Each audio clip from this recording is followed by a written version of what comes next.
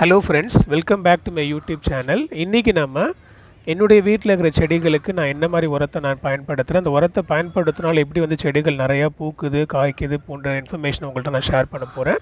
இந்த வீடியோ ஃபுல்லாக நீங்கள் ஸ்கிப் பண்ணாமல் பாருங்கள், நிச்சயமாக உங்களுக்கு பயனுள்ளதாக இருக்கும். எங்கள் வீட்டு மொட்டை மாடியில் வந்து பார்த்திங்கன்னா நான் சின்னதாக ஒரு கார்டன் மாதிரி வச்சுருக்கேன். அதில் வந்து நம்ம வீட்டில் மல்லி செடி, முல்லை செடி, வாழை மரம் கூட குளத்தல் இருக்குது, தக்காளி காய்ச்சிருக்கு, பாகற்காய், கத்திரிக்காய் இதெல்லாம் வந்திருக்கு. இதுக்கு எல்லாத்துக்குமே நான் வந்து பார்த்திங்கன்னா எதுவும் எக்ஸ்ட்ரா உரத்தை நான் வந்து வாங்கி போட்டது கிடையாது. எங்கள் வீட்டில் வந்து பார்த்திங்கன்னா நான் வந்து கோழி வளர்த்துக்கிட்டு இருக்கேன். ஸோ என்னுடைய எல்லா சப்ஸ்கிரைபர்ஸ்க்குமே அது தெரியும். நான் ரொம்ப வருஷமாக கோழி வளர்த்துக்கிட்டு இருக்கேன். ஸோ அதுலேயும் வந்து மொட்டை மாடியில் தான் நம்ம வச்சு வளர்த்துக்கிட்டு இருக்கோம். அண்ட் இந்த கோழிகள் வந்து பார்த்திங்கன்னா தங்கும்போது அதுங்க எல்லாம் சேர்ந்து ஒரே இடத்துல வந்து உட்காரும், அங்கே தான் வந்து தூங்கும். ஸோ அங்கே தான் ரெஸ்ட் எடுக்கும் நைட் நேரத்தில். ஸோ அந்த இடத்துல வந்து பார்த்திங்கன்னா இந்த மாதிரி கோழியினுடைய கழிவுகள் வந்து நிறையா அந்த இடத்துல ஒரே இடத்துல சேர்ந்துருக்கும்.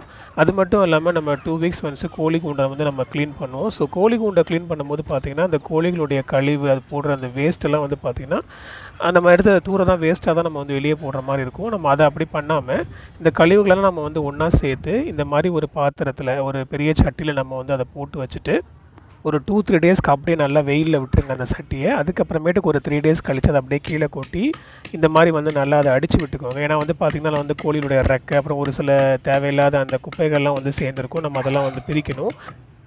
பிரித்ததுக்கு அப்புறமேட்டுக்கு நம்ம இதை உரமாக வந்து பயன்படுத்தலாம். நம்ம பிரிக்காமல் அப்படியே எடுத்து போட்டோம் அப்படின்னா நீங்கள் செடிகளுக்கு தண்ணி ஊற்றும் போது இந்த குப்பைகள்லாம் ஒன்றா சேர்ந்து மண் வந்து இறுகி போயிடும், வாட்டர் வந்து உள்ள அலோவ் பண்ணாது. அதனால் நம்ம நல்லா அடித்து விட்டு பிரித்ததுக்கப்புறம் பயன்படுத்தலாம்.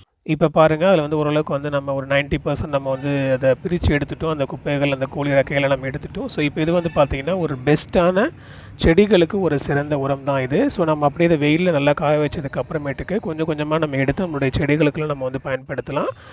ஜென்ரல் பப்ளிக் இதெல்லாம் என்னப்பா ஒரு வேலையான்ற மாதிரி உங்களுக்கு தோணும். பட் ஆனால் வந்து செடிகள் மேலே, பூக்கள் மேலே கொஞ்சம் இன்ட்ரெஸ்ட் இருக்கவங்களுக்கு நிச்சயமாக ஒரு பெஸ்ட்டான இன்ஃபர்மேஷனாக அது இருக்கும். ஸோ இதுவரை என்னுடைய செடிகளுக்கு வந்து பார்த்திங்கன்னா நான் வந்து வெளியே உரம் வாங்கி போட்டதே கிடையாது.